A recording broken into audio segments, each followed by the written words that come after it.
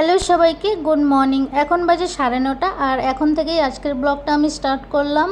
ছেলে চলে গেছে স্কুলে, ও চলে গেছে অফিসে। আজকে সকালে ব্রেকফাস্টে রুটি করেছিলাম, কিন্তু এখনও খাওয়া হয়নি।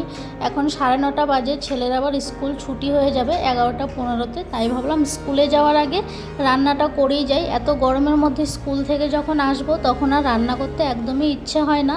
এত গরমের মধ্যে যখন রান্না করতেই হবে, তাই ভাবলাম সকাল সকালই রান্নাটা করে নিই। সবার প্রথমেই করে নিচ্ছিলাম এখানে আলু আর কোয়াশ দিয়ে তরকারি করেছি মাখা মাখা করে। অনেক দিন পর, অনেক বছর পর এই তরকারিটা করলাম।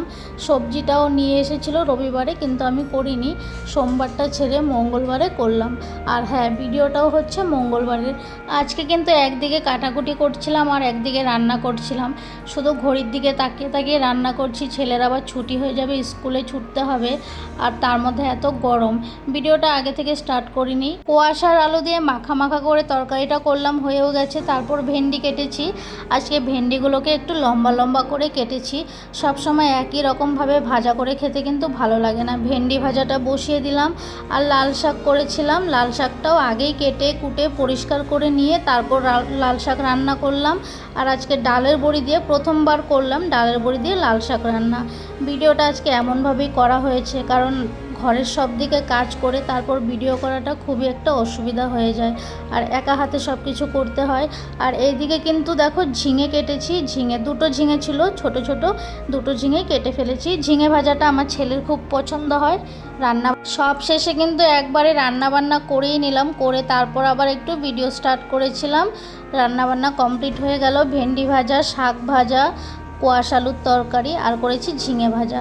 তারপর একটা রুটি খেয়ে নিয়েছি, ঝটপট খেয়ে চলে গেলাম স্কুলে। স্কুল থেকে আসার পর তো ঘরে অনেকই কাজ ছিল। সকাল থেকে শুধু রান্না বান্না নিয়েই ব্যস্ত ছিলাম। আজকে সকালের টিফিনে রুটি করলাম, ভাজা করলাম, এখন আবার দুপুরে রান্না করলাম। তারপরে ঘরটা মুছেছি, আবার ঘর ঝাড়ু দিয়ে ঘর মোছা। তারপর এদিকে আবার বিছানাটা গুছানো হয়নি, তাই ঝটপট স্কুল থেকে এসেই ড্রেসটা পরে চেঞ্জ করব, আগে বিছানা গুছিয়ে নিলাম।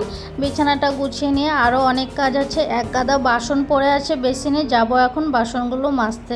তার আগে ছেলে আবার পেছন থেকে বলেই যাচ্ছিল কখন থেকে মাজা খাবে।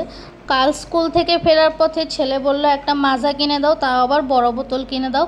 ছোট 10 টাকার কিনে দিলে হবে না, বড়টা চাই। তারপর আবার একটা বড় মাজার বোতল নিয়েই নিলাম। বড়টা নিলে সবাই মিলেই খাওয়া যাবে, ছোট না নিলে হয়তো ওই খেত। এদিকে দেখো বাসনগুলো পুরো বেসিন ভর্তি হয়ে আছে বাসনে। সকাল থেকে স্কুলটা করে দেওয়াতে কিন্তু ভালোই হয়েছে। অনেক সকালেই ঘুম থেকে উঠছি, উঠে সব ঘরের কাজ টাজ করেও নেওয়া যাচ্ছে। আর এইদিকে কিন্তু আমি মাজার বোতলে মাজা ঢালছিলাম আর গল্প করছিলাম পাশের বাড়ির কাকিমার সঙ্গে। চলো মাজাটা দুজনে মিলে খেয়েও নিলাম। তারপরে তো আবার চলে এলাম রান্নাঘরে। এইদিকে বাসনগুলো মাজতে হবে। এই বাসনগুলো মাজতে এখন কতটা সময় লাগবে। অনেক বাসন, এখানে কড়াই ছিল দুটো, তারপর ভাতের একটা সসপ্যান ছিল, অনেক বাসন ছিল। সকাল থেকে যত বাসন জমা হয়েছে একটাও মাজা হয়নি, সব এখন মাজতে হবে। আর তোমাদের ভিডিওটি কেমন লাগলো এটা কিন্তু কমেন্টস করে জানিও। যখনই বাসন রেখে দেবো, একটা একটা করে রেখে দেওয়া শুরু করি, তখন আর বাসন মাজাই হয় না। ভাবি একসঙ্গে সব মাজবো, আর একসঙ্গে যখন মাজবো ভাবি, তখন কিন্তু এক গাদা বাসন জমা হয়ে যায়। শুধু বাসন না, কাপড়ের ক্ষেত্রেও এটাই হয়। কাপড় একটা দুটো করে রেখে দিলে কিন্তু প্রচুর কাপড় জমা হয়ে যায়। অনেকটা সময় নিয়ে বাসনগুলো সব মেজে নিলাম। মেজেই তারপর আবার কতগুলো কাপড় শুকিয়ে গেছে, সকাল দিকেই ধুয়ে দিয়েছিলাম। কাপড়গুলো এখন একটু ভাঁজ করে নিই। কিছুটা কাপড় আলনায় রেখে দেবো, কিছুটা কাপড় আমার একটা ছোট ক্যাবিনেট আছে ওটার মধ্যেই রেখে দেবো। আলনার বেশিরভাগ কাপড়গুলো আমারই হয়, আর ক্যাবিনেটে যতগুলো কাপড় আছে ছেলের আর বাবার।